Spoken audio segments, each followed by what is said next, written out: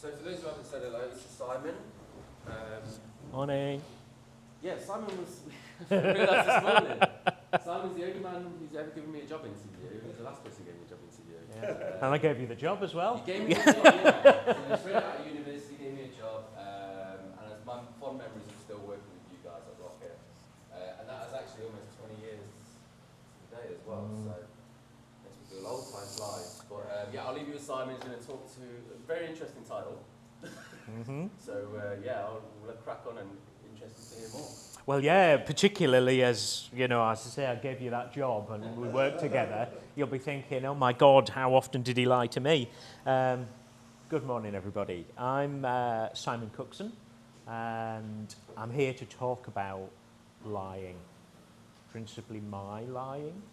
But really, that's a kind of gateway, if you like, into talking about why we do and say the things that we do at work. Why do people behave like they behave?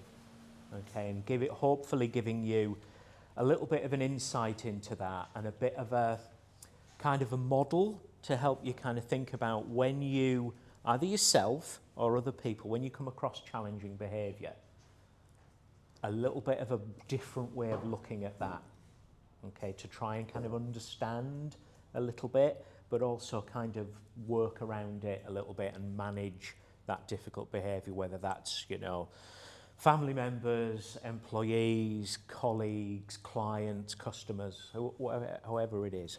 So it's this morning, it's about understanding kind of other people better. So kind of who am I? I worked for 20 years in kind of corporate and agency settings, as Martin was talking about. And for the last kind of 9 years, I've been running a business where we coach and develop technical experts and help them become senior leaders.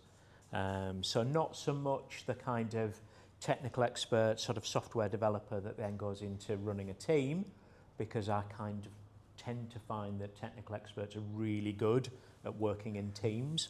That's kind of what you've been doing, if you know, since the very, very beginning.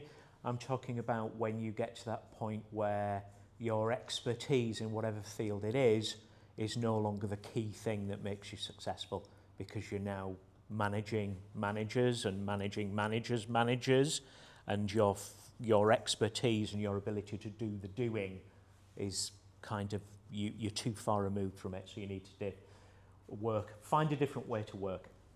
So that's me, and what we're going to be looking at this morning. So I'm going to share some of my stories. I'm going to talk about the brain quite a lot, and this idea of being flipped, and then introduce this concept of survival strategies, which is a way of helping you understand why people do what they do.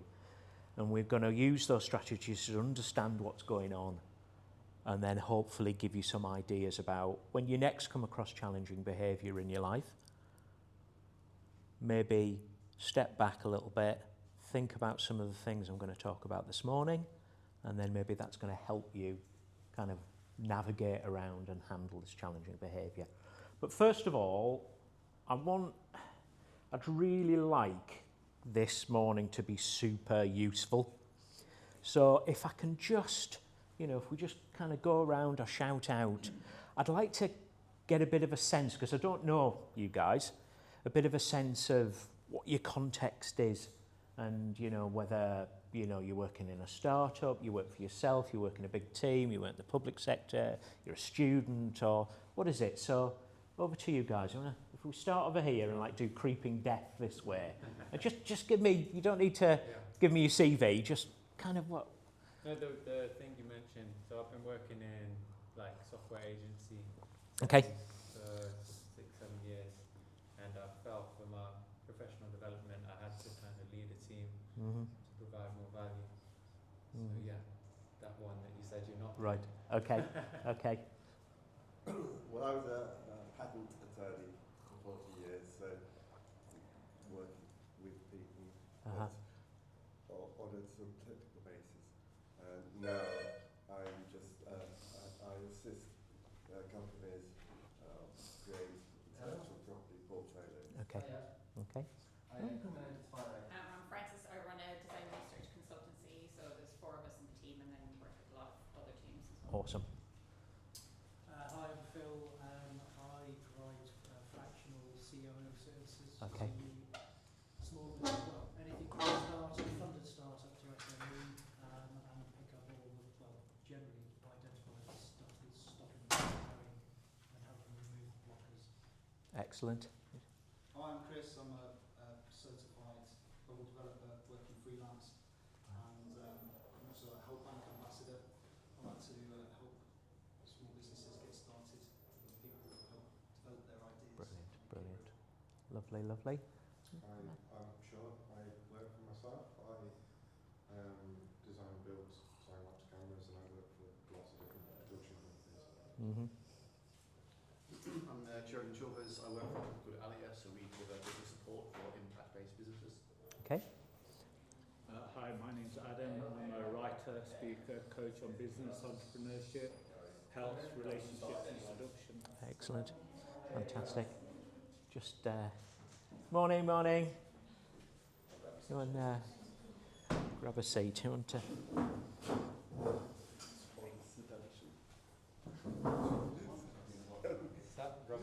Do you need another chair? Not the best.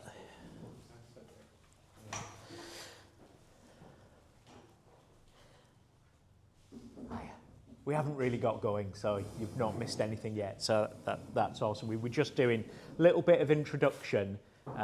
So you're right. You've arrived at exactly the perfect moment. Just to help me really to try and contextualise and try and present kind of information that, you know, so this is a really good use of your time. So if you could just a little brief introduction, each of you, and kind of what's your context and. I'm Seb. I'm a software engineer.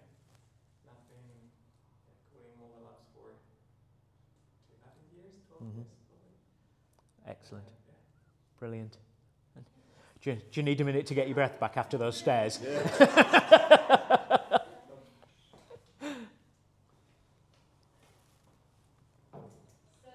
Danny. I work for a charity, for a local charity called Always Community. So basically, our main programs focus on community cohesion. So basically that's what we try to build here in Nottingham. Mhm. And yeah, I've been working there more than 3 years now. Brilliant, wonderful, thank you.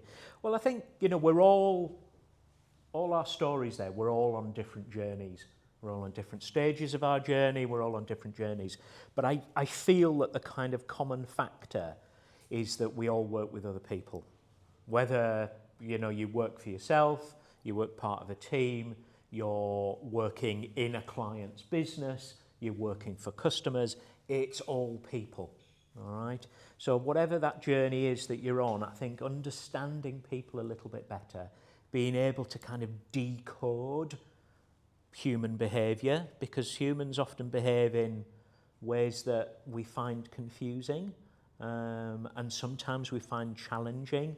And I think whatever journey you're on, that journey will be more successful if you can understand people better and particularly deal with people when they're being quite challenging.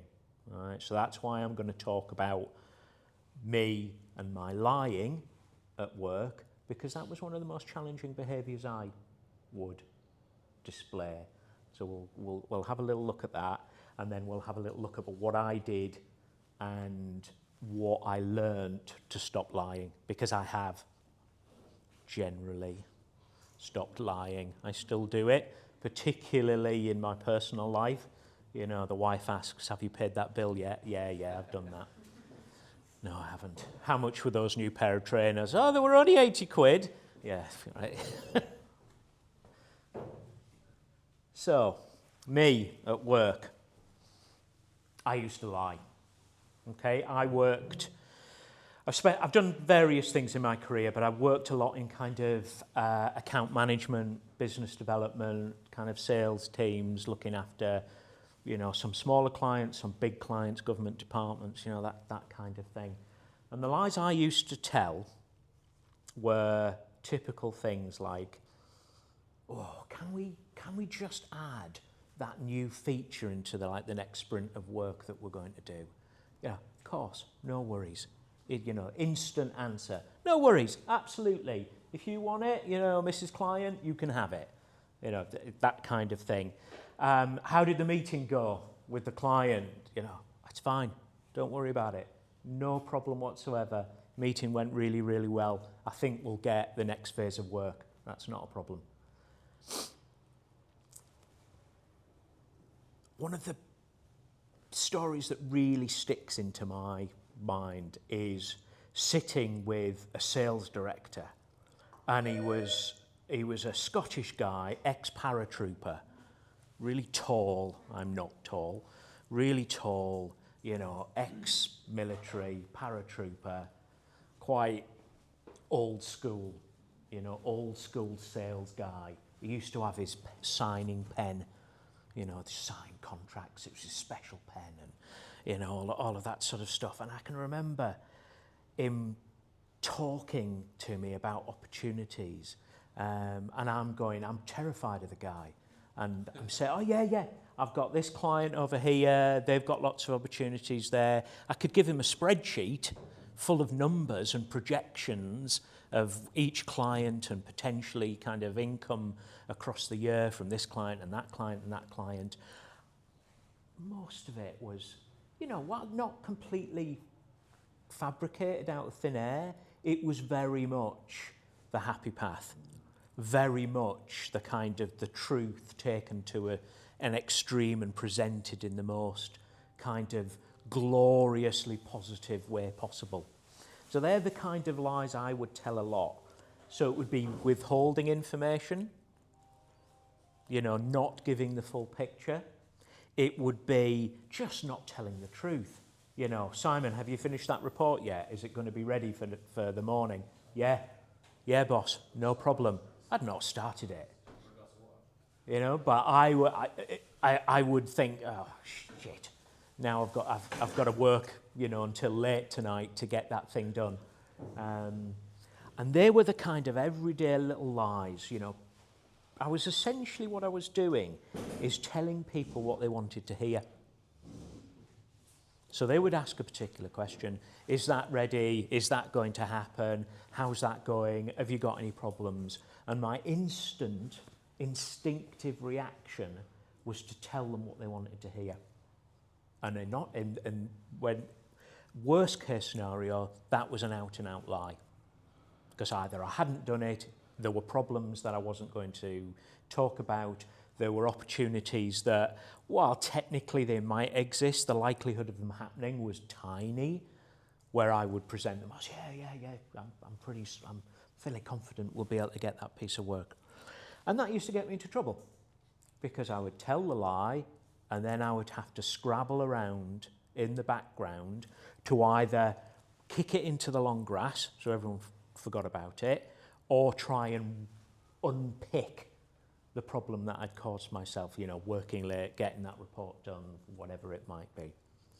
So they're the kind of lies that I would tell. And okay, you could argue that they're white lies, or they're stretching the truth, or I'm talking about this bit over here that I'm comfortable with, and I'm just not telling them that bit over there. That's not really lying, is it? But it is. It really is. I've got to, part of my re-education and reform process as an ex-liar means that I've got to own up to that it's lying. So why did I do it? Was it that I just didn't know that lying was wrong? We often think, when we particularly at work, when we see somebody doing something that we think is wrong or challenging, we often think it's a knowledge issue. They don't know the right way to behave, or they don't know what they've done is wrong. I knew lying was wrong. We all know lying is wrong. We're taught from a really, really young age that lying's really awful. We know it's almost a physical reaction we get. As a parent, I've said it. Look, Tom, my 10-year-old son, I don't mind what you've done. What I really care about, what really hurts, is if you lie to me about it. We know lying is wrong, and what we do is it's because it's all about betrayal. It's all about trust. If they've lied to me about this, what else are they lying to me about? It feels very much like a personal attack. So I knew it was wrong. I don't have the excuse of a lack of knowledge. I knew it was wrong, but I did it anyway. So why am I doing something that I know is wrong? Well, my lying was an instinctive, in-the-moment reaction. It was a decision that I've made subconsciously, which I'll come on to explain in a minute, reaction to that situation. And I like it, the kind of cricket analogy. The question, the situation was like a ball being bowled at me, and my lie was my bat. And I've just used my lie that I'm using, just bats away that question or that situation. It removes it. So there are no thoughts of consequences. I'm just batting that question away. I'm batting that thing that I find uncomfortable for whatever reason. My instinctive reaction to that question or that situation is to get rid of it, to remove it, to bat it away, to hit it for 6, to make it disappear. No thought for the consequences. All I'm worried about is being safe now. So I hit the ball, I hit the question, and I bat it away. So it's nothing to do with them or what they've asked. I'm not coming at it from the perspective of being able to deceive somebody or manipulate the situation. We often think of lying as being manipulative, some sort of like Machiavellian plan to I'm gonna tell you this, which is a lie, because I'm trying to manipulate you into some situation. Now, I'm not saying that doesn't happen, but for me, it wasn't about manipulation, because that means I'm thinking about the other person and I'm trying to engineer a situation with them. I'm not. All I'm trying to do is escape that moment. I've detected a threat. I've detected something that I find threatening, and I want to get out of there, and the lie is my escape route. So that's what I'm using. So it was clumsy. It created lots of negative consequences, but it was my learnt behaviour of how to get out of what I found tricky, challenging situations. Tell the lie, get out of there. Well, that is why I did it. Let's dig around in that a little bit more. We need to look at brains, one of my favourite topics. So our brains have evolved over thousands of years, and one of its skills that it is most excellent at is threat detection. Okay, so our brains are looking for threats everywhere, all the time. So in every conversation, in every phone call, in every meeting, in every encounter, we're scanning for threats. All right? And when our brain detects something that could be threatening, it changes how we think. It changes how we react.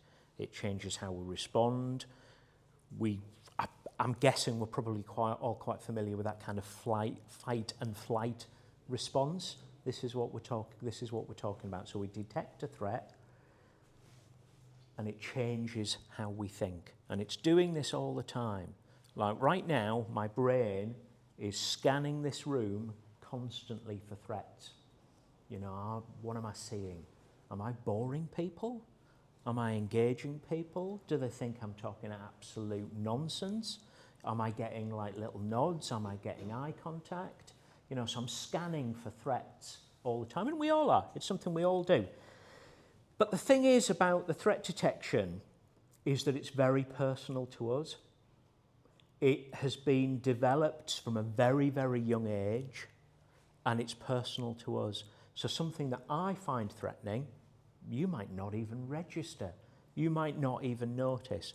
And that's why when we're working with other people, trying to understand other people can often be really confusing and baffling, because those things that I find threatening, you might not even notice.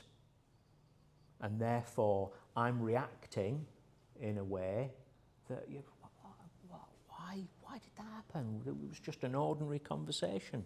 It was perfectly, normal. There was nothing weird going on there, but you've had a strange reaction from someone else. And that's because these threat detection mechanisms are very personal and are tweaked and shaped through all of our experiences. Right.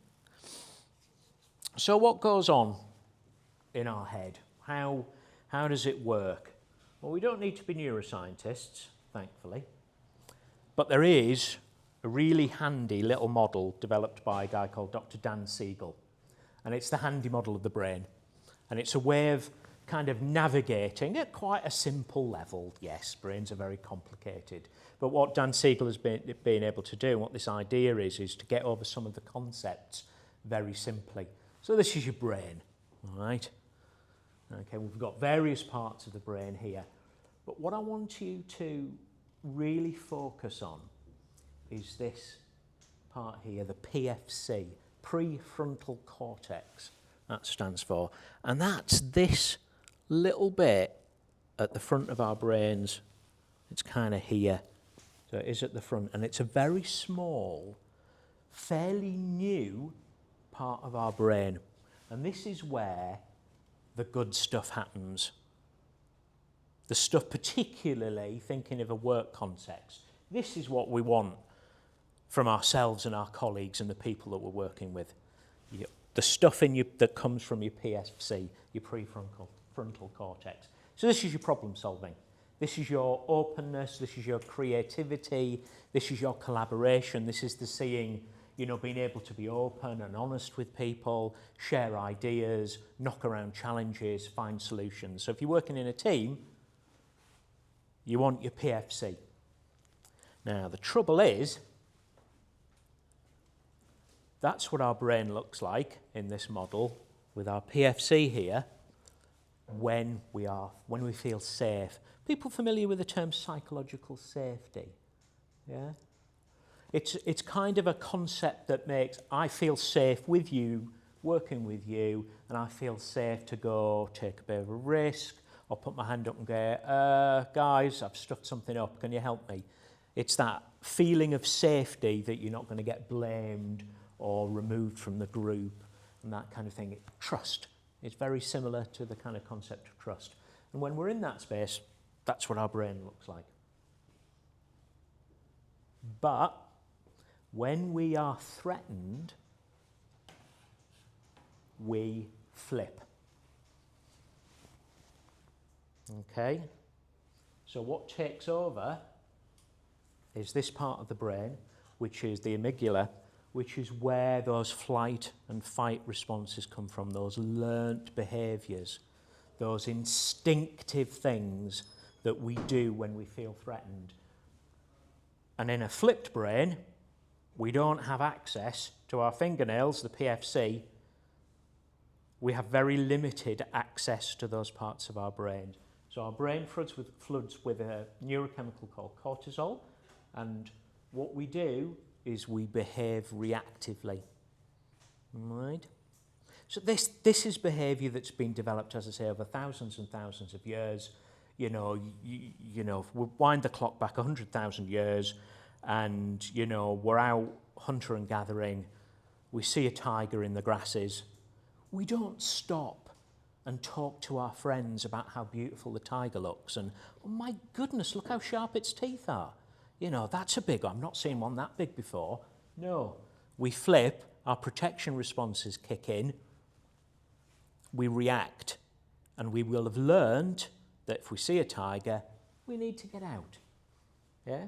We don't need to think, we need to get out, because otherwise we're going to get eaten. So, when we're in this flipped state, we have all of these kind of behaviours. There's evidence to say that we actually drop about 13 IQ points.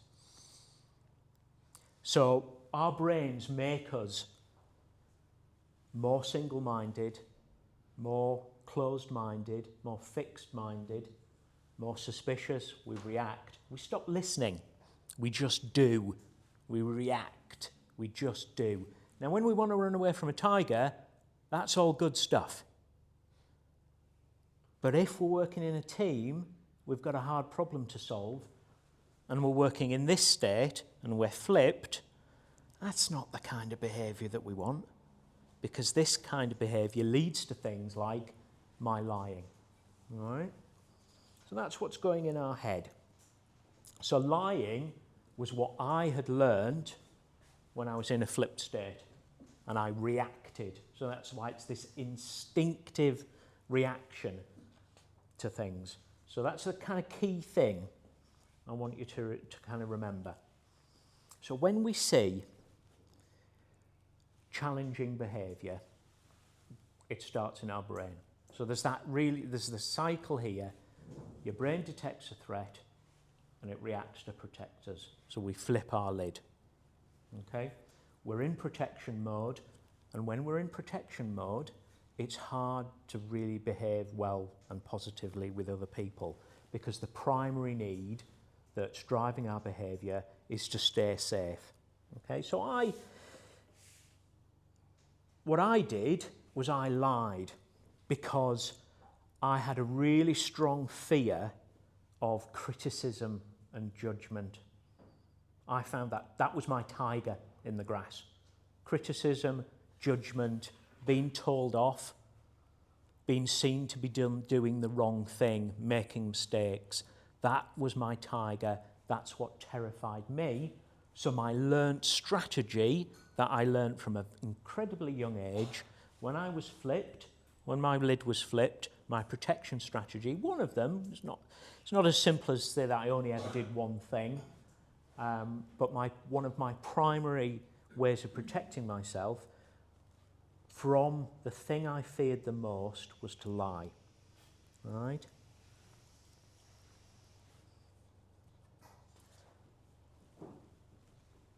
So that's kind of big thing I want you to remember there about this happens in our brains, and it happens to all of us. Okay?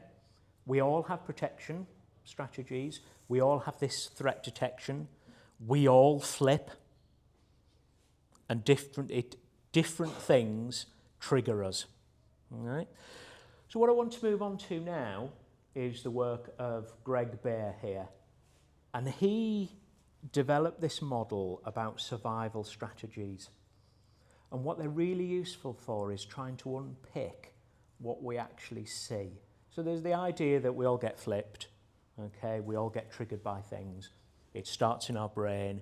It happens to all of us. It doesn't mean that it only happens to these types of people and not these types of people. It happens to all of us all the time. But in order to be able to decode what's going on and to try and work with it and to try and handle challenging behaviour, Dr. Greg, very friendly chap here, he gives us a bit of a model to try and kind of get to grips with it a little bit. And he put together these 5 survival strategies. Now, I'm not going to go through all of these 5 today. I do have a document, a guide, which goes through all of these, which I can share with you later. But, you know, we could spend all day digging around in these. But we have these 5 survival strategies. We've got power, praise and approval, drama, safety and distraction. Now, I'm assuming that you're all quite clever, experienced people. You could probably start to think what the kind of behaviours that would be in these strategies. You know, typically your power, that's aggressive behaviour, you know, ultimately seen in kind of shouting, you know, table banging, you know, aggressive kind of behaviours. You know, drama is about, you know, making a big fuss about everything, you know, being dramatic about every little thing. You know, safety is about control, controlling the environment. You get a lot of project managers that their survival strategy is safety because their safety net is their project plan in whatever form that comes in. And distraction are the people that are always looking out the window, that are always on their phone, that, you know, doing different things, are always very busy, but not necessarily with the thing that needs to be done. So you've got all of these kinds of behaviours. Now, bit of a pop quiz. I lied to protect myself. You know, think of the batter batting away the ball. Which survival strategy was I using then? Any ideas? Not sharing. What was that saying? Not sharing as much. Yes, but which of these 5 here? Do you think safety? Interesting. It's praise and approval. And it's praise and approval because the reason I lied was the thing that my tiger in the grass was criticism and judgment. So that terrified me. To think that you think I'm talking nonsense. You know, what I'm sharing here is just a load of old rubbish. That's the thing that scares me the most. And therefore the lie stopped me being judged because I need praise and approval. That's the kind of strategy I use when I'm feeling threatened. So let's just dig around in praise and approval to understand it a little bit more.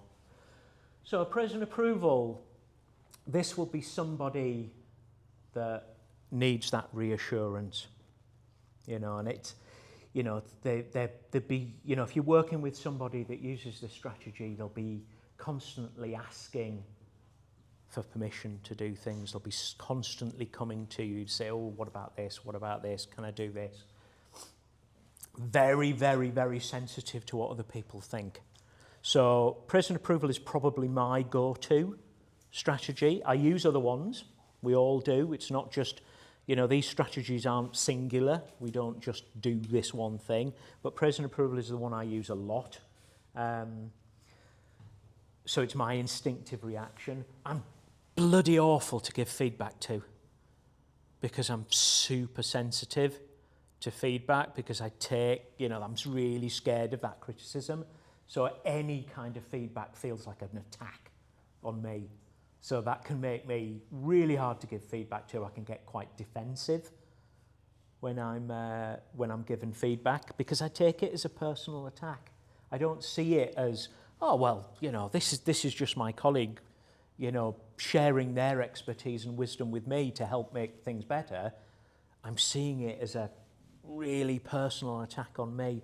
And what I tend to do is I underplay problems as well. Oh, you know, everything will be fine, everything, you know, just keep everything, you know, nice and steady because we don't want to get to a place of criticism, constantly trying to avoid criticism.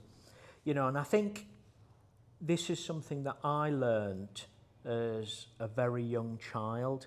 You know, I was really clingy as a kid. I was the shy kid that never went anywhere, that always stayed at home. And, you know, that's what really kind of shaped everything that I do when I'm using praise and approval. You know, and I think what's really important with all of these strategies is that I use this. I use, you know, as I say, it's probably my go-to survival strategy, but it doesn't define who I am. You know, it is not, I am not Mr. Praise and Approval. It doesn't, I don't do this, I don't display these behaviours all the time. So I don't want you to get the idea that these are personality traits or that's me. That's part of me some of the time.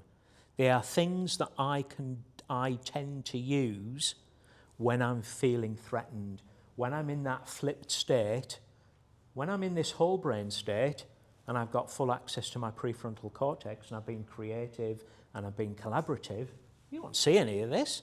There's no need for it. My brain feels safe. It's not detected the tiger in the grass. I feel fine. So it's really important to really get this idea that these are instinctive responses that I use when I'm feeling flipped, when I'm feeling threatened. They're not me all the time.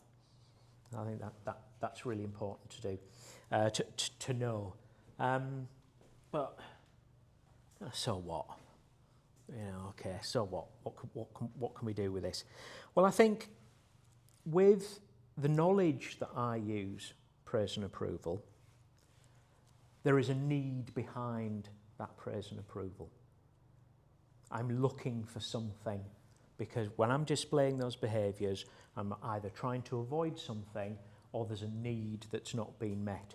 So if you can meet the need behind the strategy, then there's no need to use the behaviour. All right? I don't need to lie. I don't need to bat a question away if I'm not worried about the fallout from the answer I give. If I'm not worried about being honest and the consequences and judgment that I might receive if I tell the truth, if I'm not worried about that, I won't lie, because I don't feel threatened. So it's about creating the space where I don't need to use my instinctive responses, and then the behaviour will go away. So put very simply, if you meet the need for my praise and approval, you will never see those negative, challenging behaviours. And that's the same with all of them. That's the same with everybody. Meet my need, and I'll never lie. So what are the needs? What's driving that? Well, we touched on these already. But really, it's about praise and reassurance for me. So my biggest fear is this feeling that I might get rejected, I might be seen as being naughty, I'm disliked or I'm not approved of. In a funny kind of way, I think that's why I quite like doing stuff like this. Because generally, in these kind of settings, people are quite nice and go, oh yes, I really enjoyed that talk, even if it bored out your head for like the last half an hour. People are generally polite. And I get that praise and reassurance. Oh, thank you for doing this. And I think that's why I quite like doing things like this, because I get that praise and reassurance. I can feel important. I feel like a valued member of the community if I'm stood up and everyone's listening to me. But the thing that I hate the most is that idea of disapproval and rejection. So if you can meet the need there, I need to feel recognised. I feel that I need to matter even when I make the mistake. So if you've got somebody that you work with that's super sensitive to feedback, that's always seeking reassurance, that you find that they are not quite being honest with you, like they said this was going to happen and something else happened, they said this was done and it wasn't done, those little lies that I would do, they're looking for recognition, they're looking for reassurance, and they're terrified of being judged and criticised. That's what's driving that behaviour. So if you can make me feel recognised, if you can make me feel reassured, you're not going to see the challenging behaviour. I'm not going to lie. But I think it's really important, especially with the kind of spending quality time, giving positive feedback, giving somebody praise.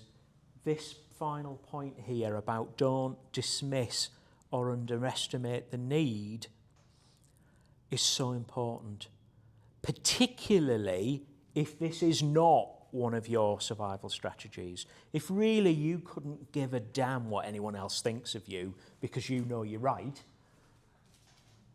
working with somebody that needs praise and approval is going to be quite tricky. You're going to need to really dial up that empathy and understanding and think, well, I've told them. I said in an email last Tuesday that they'd done some good work.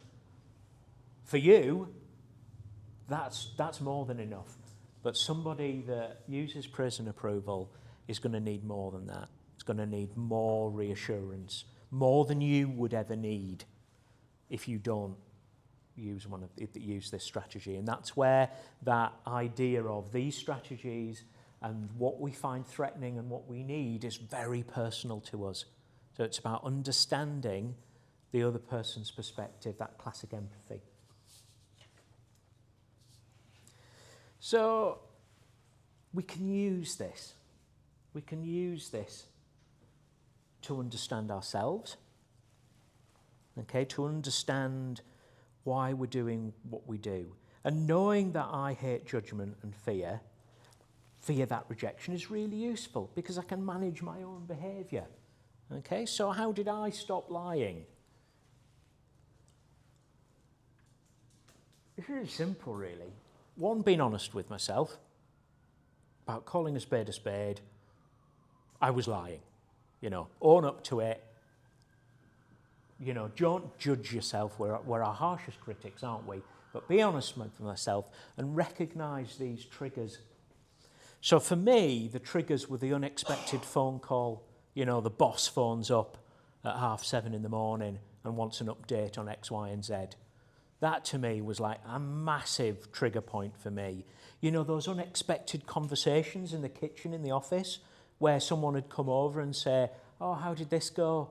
Or, you know, and they might be making just polite conversation. But for me, these are the real trigger points, asking for updates. So recognise those triggers. What flips you? Where's your tiger in the grass? And then you make plans. So what I would do, instead of lying, I would practice responses. I would give myself time so that the ball is still being bowled straight at my head at 90 miles an hour, but instead of having to bat the question away with a lie, I could swerve out the way with a, right, I'll need to check, you know, I'll come back to you this afternoon once I've made a few phone calls and found out what's going on. That gives me time and space to collect my thoughts, to feel safer and come back with a more considered response. So it's making plans for those trigger situations so that I don't need to lie. But the biggest thing is about being curious with your own behaviour and with other people's behaviour. You know, I'm not asking you to be therapists. I'm not asking you to be, you know, specialists. I'm not asking you to diagnose people as you're a that, you're a power user, you're a drama user. It's not about that. It's about dialing up your curiosity and thinking, oh, I wonder what I'm seeing here. I wonder which of the strategies might be in play here, and I wonder why that. Because one of the most useful tools to get back to that whole brain state and not be flipped is curiosity. That sense of exploration. I wonder why. Because curiosity keeps you away from that kind of judgment and blame space. And if you can be curious and ask why and explore, you bring yourself back to a whole brain state. That's a really effective strategy for doing that. So it's about curiosity. So that's another kind of important kind of takeaway point. And remember that if we are flipped, we'll be pushed towards those survival strategies. We're pushed to protection, so we are closed. We're not open to new ideas. Yeah, we're quite closed-minded. We're suspicious of other people because our primary goal is to protect ourselves. And it's only when we feel safe, we're in that whole brain state, and we can start being creative, we can start working better together, we can start solving problems. That's the other really important point around managing our own behaviour and dealing with other people's challenging behaviour. It's about getting back to that whole brain state where we can be creative, collaborative, open, and avoid those threatening situations where we flip our lid. So I do have, as I say, full guide to all of the strategies. You know, we can maybe share this to participants, Martin, but just totally free. Just email me if you want it, and I'll send it out. You know, no weird, you know, clauses. No signing up. You've signed up to a lifetime of spam. Just email me, and I'll send it out, and it goes through each of the 5 and talks about the behaviours that you'll see. Because if there's one single thing I would like you to take away from today, is that is hopefully inspire that curiosity in your own behaviour, in what you're doing, but also in what you're seeing from other people. I would love it if collectively, as members of the working world, we move away from blame and judgment. I see too many conversations where people are labelled and pigeonholed. There's too much talk of toxic people, workplace psychopaths, and all of this sort of stuff, which are very binary labels that we're putting onto people. I would like us to be more curious about the behaviour that we're seeing and why we're seeing it from a non-judgmental perspective. So to send you the guide, and then you can start, you know, dialing up that curiosity. But the last thing I'm going to leave you with is just 3 little boosters for curiosity. Curiosity is an absolute superpower. As I say, it gets you into that whole brain state. It moves you away from judgment. It moves you away from blame. And 3 ways you can really boost that curiosity, especially if you're dealing with somebody who's doing stuff that you're finding really difficult. And the first one, which any parents in the room will probably be familiar with, is this concept of separating the behaviour from the person. So the behaviour that you're seeing is not the person. It doesn't define them. It isn't who they are all of the time. It isn't their entire personality and their entire behaviour. It's the behaviour that you're seeing. So separate that out. It's the behaviour that is challenging, not the person.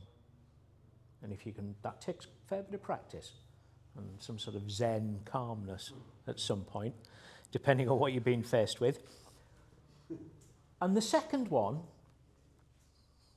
which I've had some really interesting conversations with people, and people can find this concept very, very challenging. But I believe that no one comes to work to do a bad job. Now, I'm sure you can all think of people that you've worked with that you think, oh my God, I'm pretty certain that their sole aim for coming to work is to stuff everything up and do as little as possible.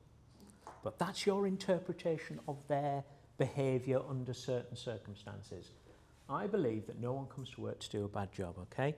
This comes from a coaching concept that in order to coach somebody, you must hold somebody in positive regard, okay? So this idea of you, the positive regard. And in the work context, no one's coming to work to do a bad job. And the third point that will really, if you can keep in mind, will really boost that curiosity is that it's not about you. It really isn't. Again, our brains focus around us.